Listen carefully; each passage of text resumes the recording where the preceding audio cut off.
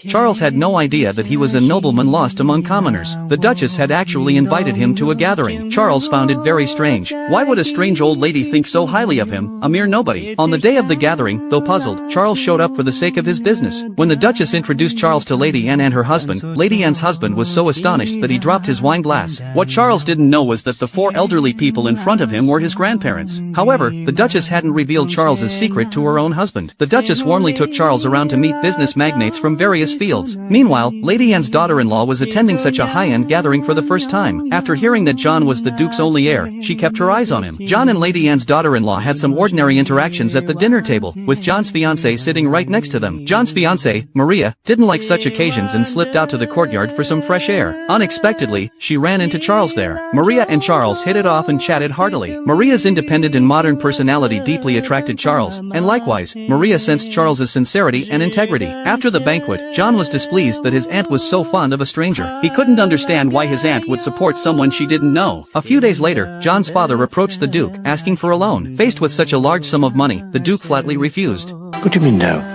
No.